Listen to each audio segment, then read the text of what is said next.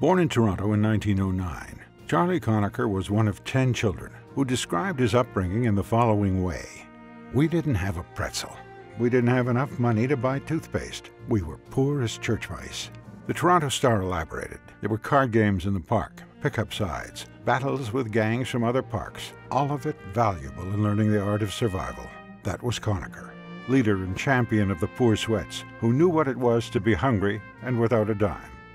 The champion of the less fortunate would go on to be a different kind of champion, not just of his own neighborhood, but of his entire city. An accomplished athlete in many sports, Charlie would settle on hockey and the Toronto Marlboros.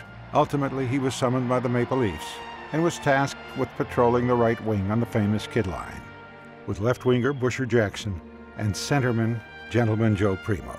So named for their youth, Charlie, like his teammates, also earned himself a nickname, the Big Bomber. There was simply no one bigger, and there wasn't a player in the league with a harder shot.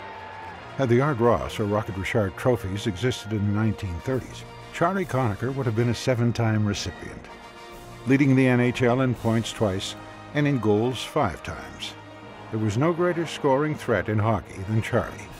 In 1932, he also became a Cup champion, and he would help lead his Leafs to 5 Cup finals in the decade.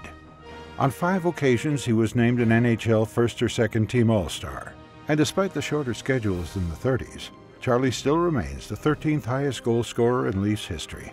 Charlie would eventually be named captain and enter the Hockey Hall of Fame, where he was later joined by his brothers Roy and Lionel. His play inspired the Toronto Star to write, "Conacher is an example of what hard work, the desire to accomplish things, and the will to win will do for one. He was a champion of champions, the Babe Ruth of the ice lanes." Teammate King Clancy said of Charlie, "I never had a finer friend in Toronto. He was my protection as a Maple Leaf. He didn't go looking for trouble, but if it came along, he would clear it up."